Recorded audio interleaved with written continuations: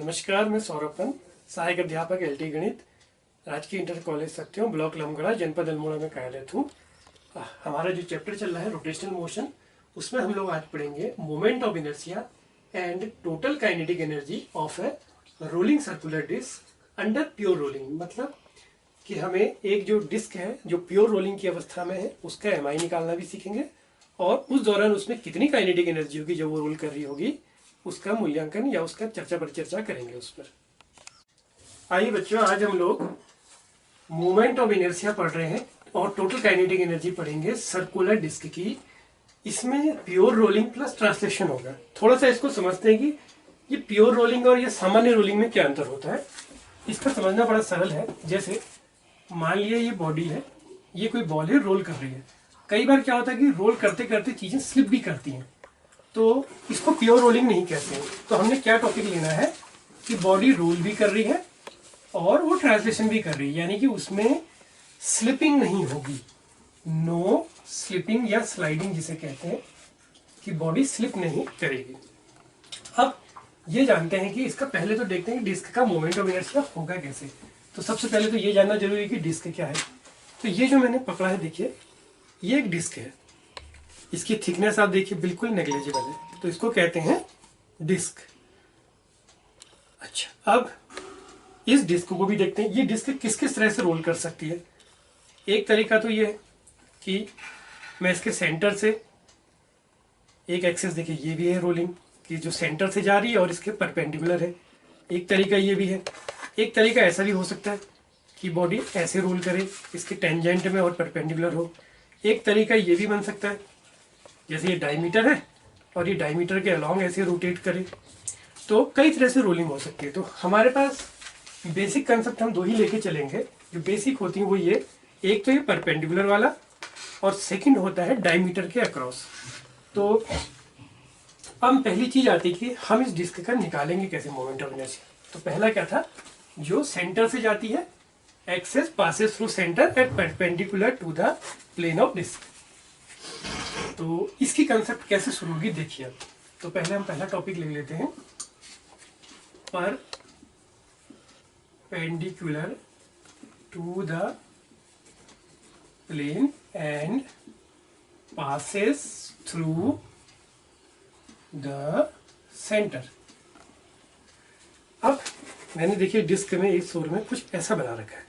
हम डिस्क को क्या कर सकते हैं, अगर हम छोटी छोटी कई सारी चूड़ियां रख दें, या इनको कहते हैं रिंग्स, तो सेंटर से हम कई सारी छोटी छोटी रिंग्स रख दें तो हमें क्या मिल जाएगी, डिस्क।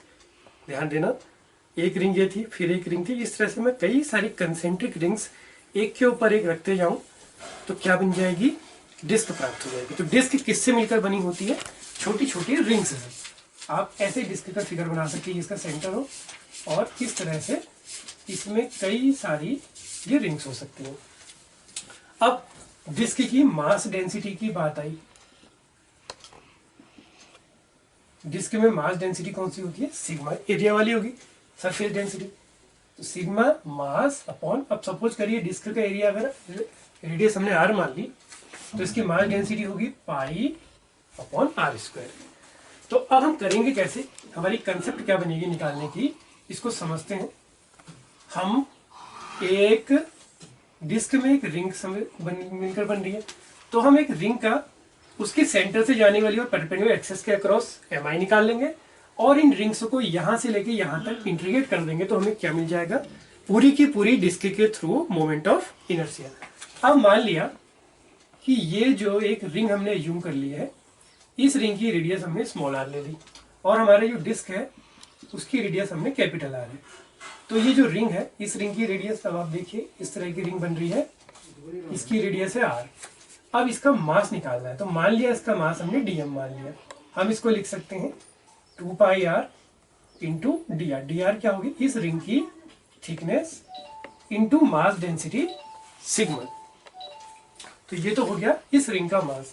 अब जब हम पूरी डिस्क का एमआई निकालेंगे तो क्या होगा, एक रिंग का मास, उस रिंग का उसके सेंटर से जाने वाली एक्सेस के अक्रॉस मोमेंट ऑफ इनर्शिया, और इसको पूरे को इंटीग्रेट कर देंगे। अब इंटीग्रेशन कहां से कहां तक होगा, रिंग से शुरू होंगी सेंटर से लेके इस डिस्क के फाइनल यानी कि सरकमफ्रेंस तक, एंड तक। तो 0 से लेके आर। आइए इसको सॉल्व करते हैं।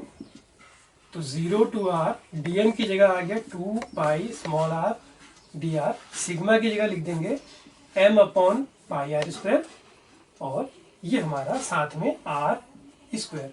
अब इसमें से देखिए पाई से पाई कैंसिल, 2 से कोई कैंसिल नहीं होगा, तो 2m अपॉन r स्क्वायर, ये तो हमारा कॉमन आ गया।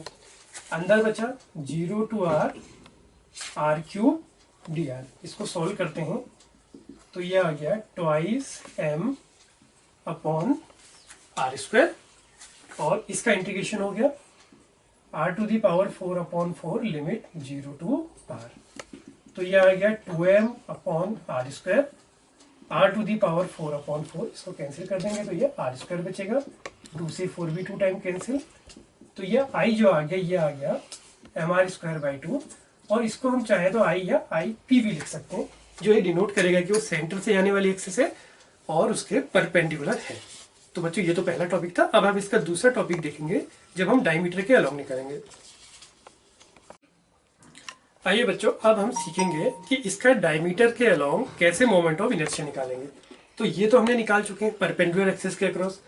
अब वैसे तो इसके कई डायमीटर हो सकते हैं, हमने दो बना दिए परपेंडिकुलर, ये एक्स एक्सिस के अलोंग और ये वाई के। तो जो ये आई पी था ये एक तरह का आई जेड भी हो गया। अब परपेंडिकुलर एक्सिस थ्योरम के अकॉर्डिंग क्या होता है कि I Z is equal to I X plus I Y. तो ये डिस्क थी, एक तरह से ये मान लीजिए कि ये आपका आई पी था जिसको हम अभी आई जेड कहेंगे, ये आपकी एक्स एक्सिस है और इसको हम थोड़ी देर के लिए वाई एक्सिस मान लेंगे, आई वाई। तो हमारा थ्योरम क्या था कि I Z is equal to I X plus I Y. तो इसको अगर हम सॉल्व करें तो ये बन जाता है, ये तो था एम आर स्क्वायर। अब जो ये एक्स और वाई एक्सिस क्या बन गए इसके डायमीटर। अब चूंकि डिस्क की हमारी डिस्क की जो यूनिफॉर्म है, यानी कि उसकी रेडियस कम ज़्यादा नहीं है, वो सामान्यतः हमारी जो घरों में थालियाँ होती हैं उसी प्रकार की, वो हमारे घरों की जो ट्रे है उस तरह की नहीं है। वो कौन सी वाली है, ये वाली है जिसकी दोनों रेडियस इक्वल है, यहाँ पर रेडियस इक्वल नहीं होती। तो ये बन जाएगा, इसको आप आई डी बोल देते हैं डायमीटर के अलावा, ये भी आई डी हो जाएगा। तो ये तो था M R square by 2 disc के केस में। रिंग के केस में एम आर स्क्वायर होता था। तो ये बन गया 2 I D is equal to M R square by 2। तो आई डी इक्वल आ गया एम आर स्क्वायर बाई 4। तो ये आ गया डिस्क का मोमेंट ऑफ इनर्शिया डायमीटर के along M R square by 2, यानी कि इसके अलाउंग। अब अगर मान लीजिए मुझे इसके अलाउंग निकालना है, तो देखिए ये क्या है, ये जो टेंजेंट है और ये सरकमफ्रेंस को टच कर रहा है, तो ये किसके पैरेलल है, ये इसके डायमीटर के पैरेलल है। अब अगर हमें डायमीटर के पैरेलल सरकमफ्रेंस में निकालना है तो हमें ये डायमीटर मिल गया, इनके बीच की डिस्टेंस आर होगी। तो अब अगर हमें यहाँ निकालना है ये I1, तो हम क्या लिखेंगे, I1 पैरेलल एक्सिस थ्योरम के अकॉर्डिंग ID, और दोनों के बीच की डिस्टेंस क्या है, R है, तो एम आर स्क्वायर। तो ये बन गया I1 is equal to M R square by 4 plus M R square. तो इसको सॉल्व करेंगे तो ये आ जाएगा 5/4 एम आर स्क्वायर।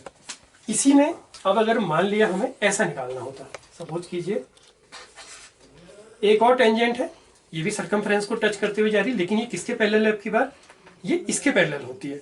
तो यानी कि परपेंडिकुलर के पैरेलल और टेंजेंट को डिस्क के प्लेन को उसके सरकमफ्रेंस पे टेंजेंशियली टच करते हुए जा रही है, यानी कि इसका फिगर कुछ इस प्रकार का बनेगा, ये वाला।